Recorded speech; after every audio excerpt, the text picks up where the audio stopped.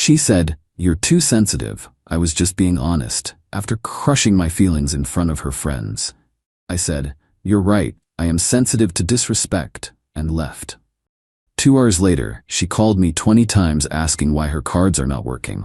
I, 27 male, was sitting at brunch with my girlfriend Tessa, 26, and her friends when she decided to publicly humiliate me. We'd been together for 3 years, living together for 1. It started innocently enough. Her friend Bree asked about our anniversary plans next month. I'd been excited about this, had secretly booked a weekend getaway to a vineyard she'd mentioned wanting to visit.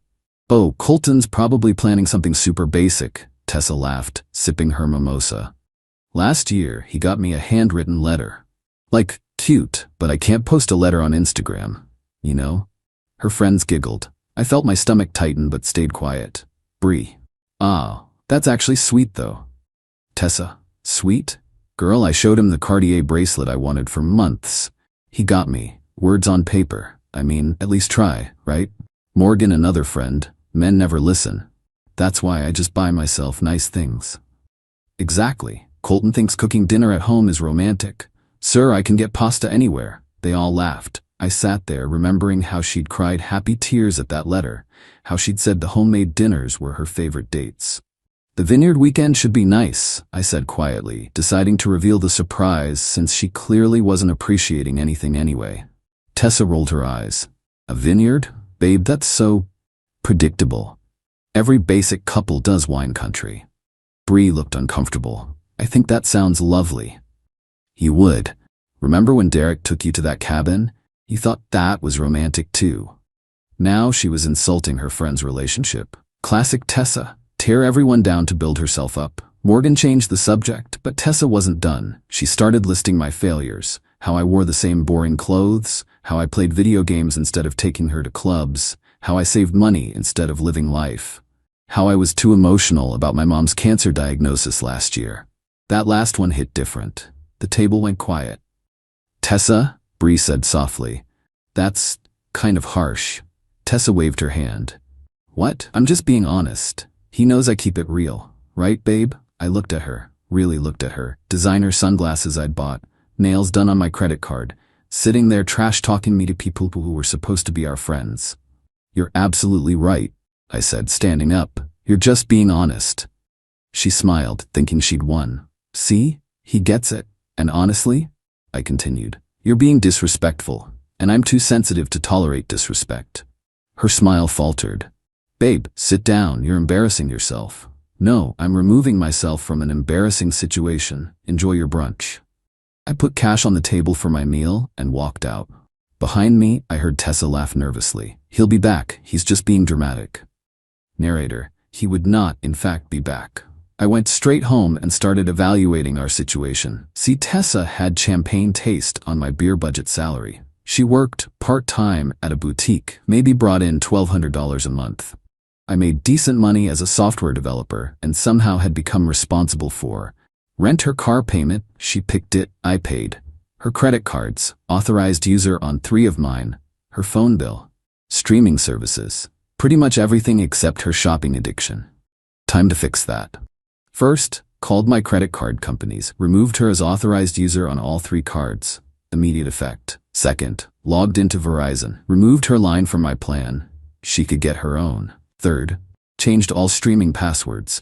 Netflix, Hulu, HBO Max, Disney Plus, all of it. Fourth, went to the bank. She wasn't on my accounts, but I changed my login info just in case. Took maybe 45 minutes total. Then I sat back and waited. The first call came at 1:47 p.m. I was gaming with my buddy Kai when my phone started buzzing. "Tessa." I let it ring. The text started. "My card got declined at Sephora. What's going on? Hello? This isn't funny. Colton, pick up your phone now. 20 missed calls in an hour." Then her friends started. "Bree, hey, Tessa's freaking out. What happened?" "Me, she said I was too sensitive." Turns out she was right. Look, she was wrong for what she said, but nothing. I'm done subsidizing someone who disrespects me publicly. Morgan, you really canceled her cards over brunch conversation? I removed her from my cards, yes. That's financial abuse. No, financial abuse is using someone's money while publicly humiliating them. What I did is called boundaries. By 4 p.m., Tessa was home, stormed in like a hurricane. What did you do? Took your advice. I'm too sensitive, so I removed myself from situations that hurt my feelings. Like paying for someone who thinks I'm basic. You canceled my phone? I couldn't even Uber home. Bree had to pay. Sounds like you have a good friend there. Maybe don't insult her boyfriend next time. She was pacing now, designer heels clicking on the floor I paid for. You can't just cut me off. I have a facial appointment tomorrow. I have plans this weekend. Better figure that out then. I can't afford that. She stopped, caught herself admitting she couldn't afford her lifestyle. Can't afford what, Tessa? The lifestyle you mock me for funding? Her face went through several emotions: anger, panic, calculation. Then she tried manipulation. Baby, I'm sorry. I was just joking around. You know how I get with the girls. I do know, that's the problem. I'll make it up to you. Tonight, whatever you want. What I want is for you to move out. Dead silence. You're taking me out? Over brunch? Over 3 years of disrespect that culminated at brunch. You have 30 days, legally required to give you that. Where am I supposed to go? That's not my sensitive, basic problem anymore. She stood there, mouth open, processing that I was serious. Then came the tears. But I'd seen this performance before. The tears that only came when her comfort was threatened, never when she hurt others. You're really doing this? After everything? After everything is exactly why I'm doing this. That was 3 hours ago. She's locked herself in the bedroom, calling everyone she knows. I can hear her spinning the story. I'm abusive, controlling, manipulative. Cut her off for no reason. But Bree was at that brunch. She heard everything. The truth has a way of coming out. My phone's been quiet for the last hour. She's probably realizing her shopping trip tomorrow isn't happening. Her weekend plans are canceled. Her whole lifestyle just went poof. And me? I'm sitting here, eating leftover pasta from one of those boring dinners she complained about, feeling lighter than I have in years. She was right about one thing. I am too sensitive to keep paying for my own disrespect. Update coming soon. Something tells me this is just the beginning. Update 1. 48 hours later. The entitlement escalation has been exactly what you'd expect from someone who just lost their meal ticket. Day 1. The reality check. The morning after, Tessa emerged from the bedroom dressed for work. Designer outfit, full face of makeup. Acted like nothing happened. I need gas money, she said, not looking at me. No. How am I supposed to get to work? The same way everyone else without a sugar daddy does. Figure it out. She slammed the door so hard the pictures shook. 20 minutes later, text started. Car won't start. Battery dead, I need AAA. Except I knew something she'd forgotten. I'd been paying for the AAA membership too. Canceled that along with everything else. Can't help you. Are you serious right now? She missed her shift. Her manager Diane called me. I was still her emergency contact. Told her Tessa no longer lived here and to please update their records. By that evening, Tessa went full victim mode on Instagram. Posted a series of stories. When you realize you were dating a narcissist. Financial abuse is real, ladies. Starting over from nothing, but at least I'm free.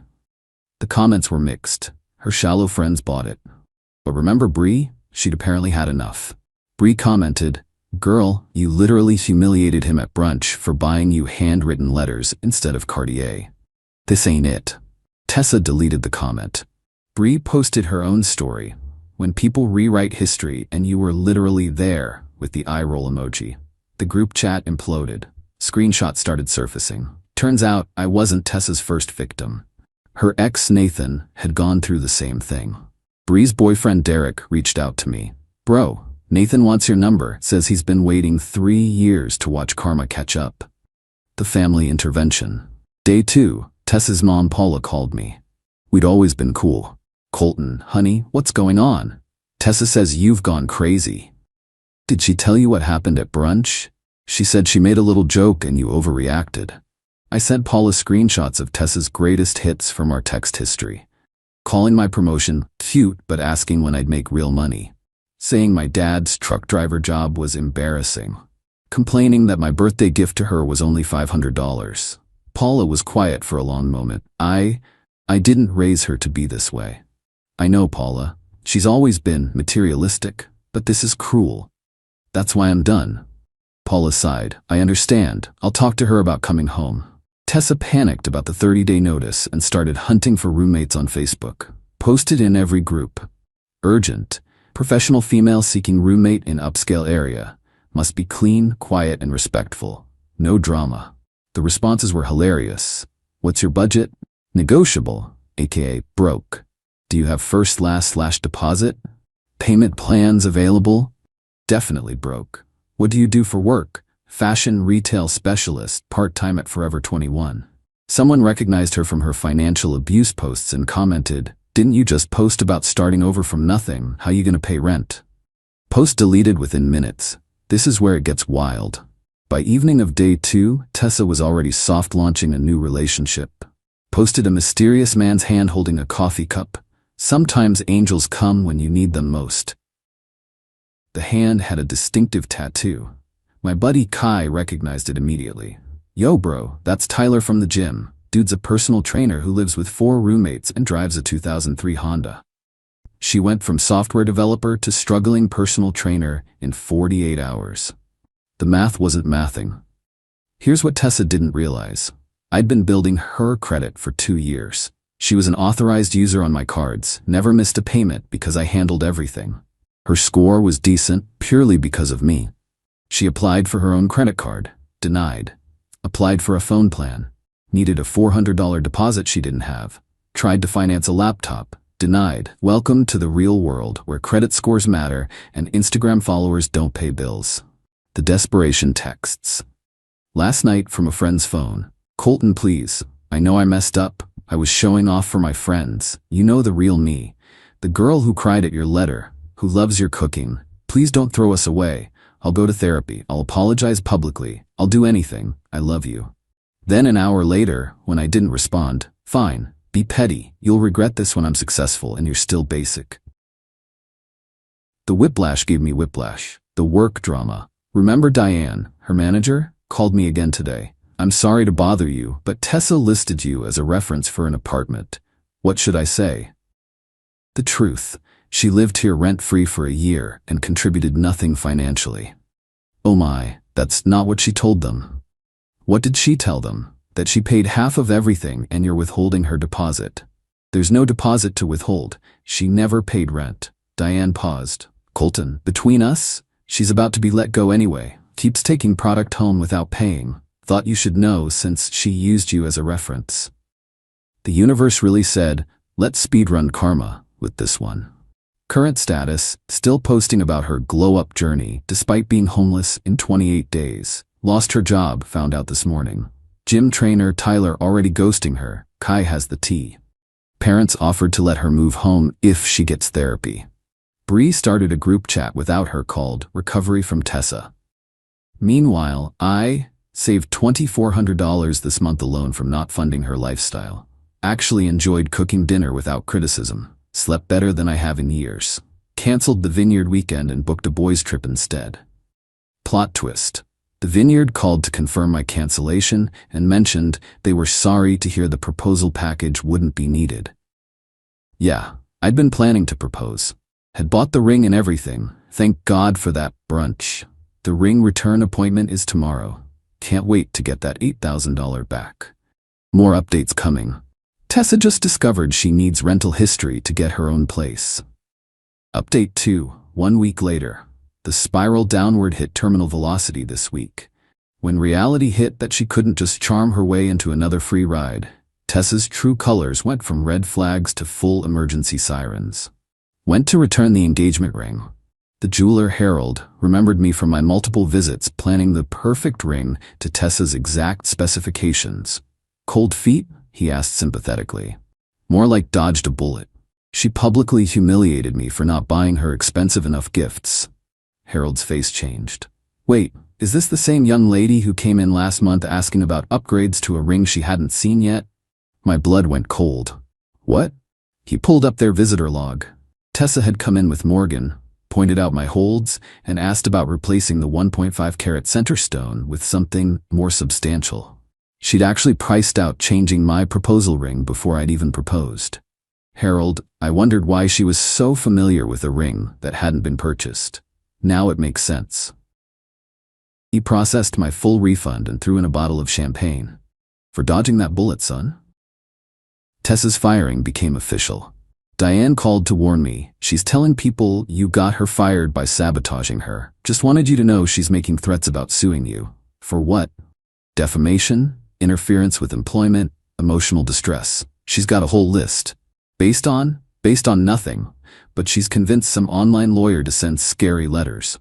Sure enough, got an email from legaleagle788@gmail.com demanding $50,000 in damages or they'd pursue all available legal options. I forwarded it to my cousin who's an actual lawyer. His response: LMAO, this is written in Comic Sans. No legitimate lawyer uses Gmail. Also, demanding money via email is borderline extortion. Want me to respond? Yes I did. Tessa started apartment hunting in earnest. Problem: she needed proof of income, just lost her job, rental history, none, and references. Burned all bridges. She convinced Tyler the trainer to go to viewings with her, pretending they were a couple. I know, because Tyler's roommate James works with me. James? Bro, your ex is insane. She told the landlord that Tyler makes 6 figures as a trainer. He makes like $30. She also said she's a fashion executive between positions. The landlord Googled her on the spot and found her Instagram saying she's a victim of financial abuse. They got rejected from 6 places in 3 days. Paula called again, this time with Tessa's dad, Robert, on speaker. Son, we need to talk about Tessa. I'm listening. She's telling everyone you're abusive. We know that's not true, but she's our daughter. What he's trying to say is, we'll pay you to take her back. I nearly choked. Excuse me? She can't come home. Last time she lived with us, she maxed out my Macy's card and sold Robert's golf clubs while we were on vacation. We can't do that again.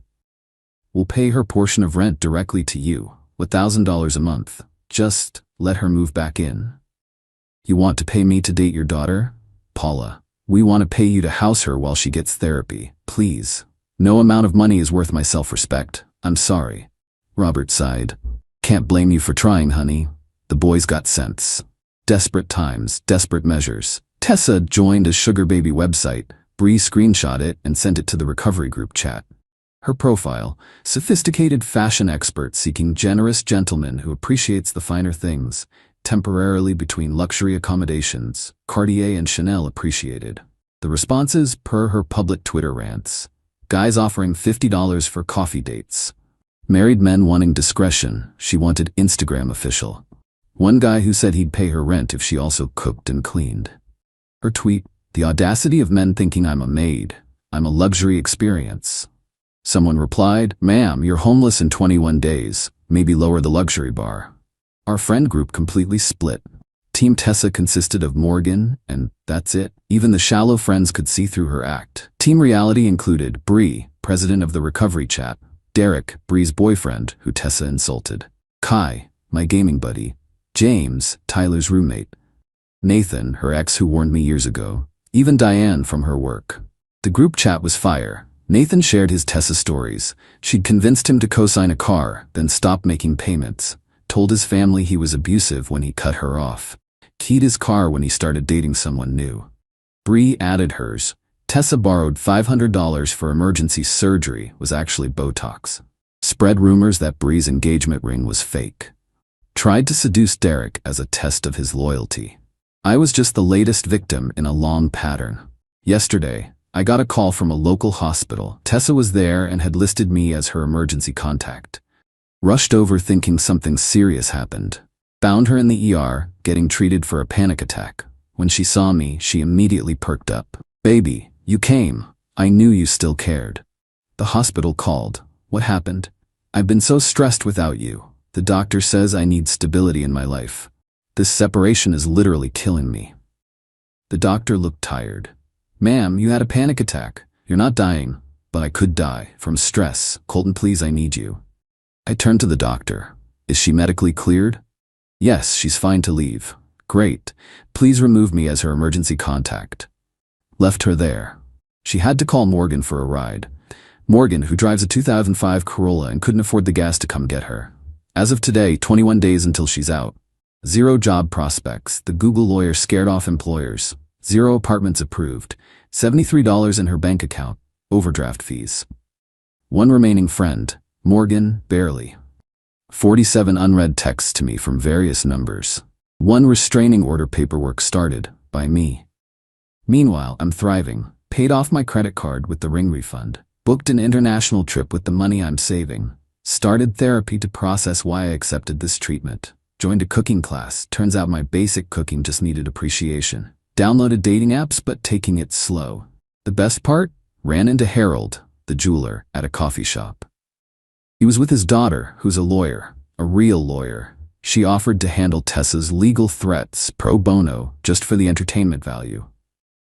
Anyone who tries to upgrade an engagement ring before receiving it deserves whatever karma delivers, she said. Final update coming soon. Tessa has 2 weeks to find somewhere to live, and Tyler just started dating someone new. Final update. 1 month later. The last 2 weeks were a masterclass in what happens when an entitled person faces actual consequences for the first time in their life. Remember Tyler, the gym trainer angel, who was going to save her? Well, he started dating Samantha, a nurse who actually has her life together. Tessa found out via Instagram when Sam posted them at dinner. At the same restaurant Tessa had tagged wanting to go to, but Colton was too cheap.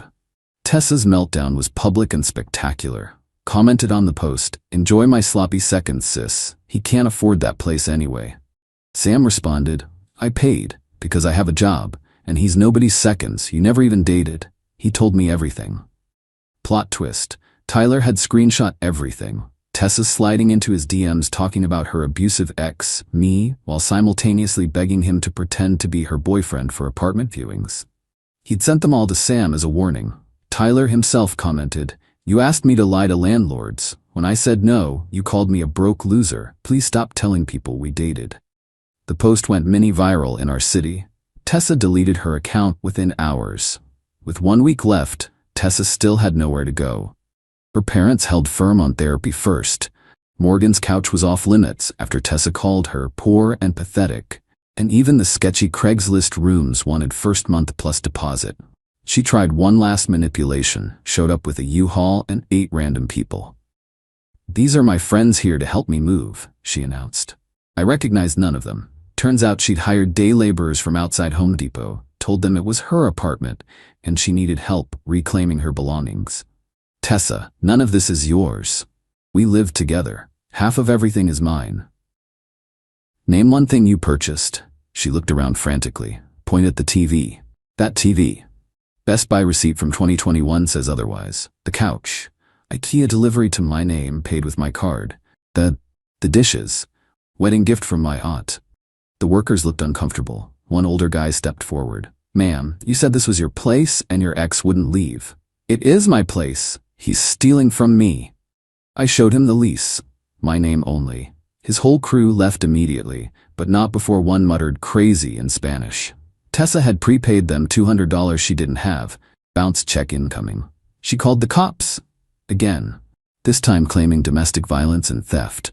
2 officers showed up, already looking tired. "Sir, we need to ask you some questions." "Sure, here's the lease, here's the 30-day notice I gave her, here's documentation of all my belongings, and here's my lawyer's card." They reviewed everything, then turned to Tessa.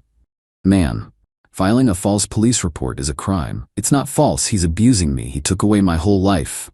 "Did he hit you?" "No, but..." "Threaten you?" "No, but..." "Did he remove you from his credit cards and phone plan?" "Yes, that's financial abuse." The older cop sighed.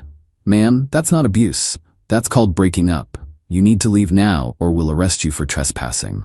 She left, but not before screaming that I'd regret this and she'd ruin my life. With 48 hours left, Tessa finally found a place. Some sketchy weekly rental that definitely wasn't legal. Cash only, no questions asked. Perfect for someone with no job, no credit, and no references. She showed up with Morgan and Morgan's boyfriend to get her stuff. Except, what stuff? "Where are my things?" she demanded. "What things? Everything here is mine. My clothes, my shoes, my makeup." "Oh, that stuff? It's in storage unit 247. Here's the key. You have 30 days to get it."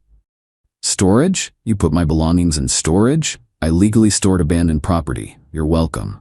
The storage place was 40 minutes away. The unit was $50 a month. She had negative money. Morgan's boyfriend looked at me with respect. Bro, that's cold. Then to Morgan, take notes. This is what happens when you date entitled people. Morgan dumped him on the spot. Tessa now had no ride to the storage unit, created a new Instagram just to post one last shot at me. A long caption about narcissistic exes and surviving abuse with a selfie in her new room. Eagle-eyed followers noticed. Mattress on the floor, water stains on the ceiling, bars on the windows, what looked suspiciously like roaches in the background. Comments were brutal, from penthouse to trap house. This what happens when you fumble a software developer. Shoulda appreciated those handwritten letters. But the killing blow came from Nathan, her ex before me. Fun fact, she did this exact same thing to me 3 years ago. Called me basic, publicly humiliated me, then cried abuse when I left. Some people never learn. Congrats on your freedom, @ColtonTech. I didn't respond, just liked his comment.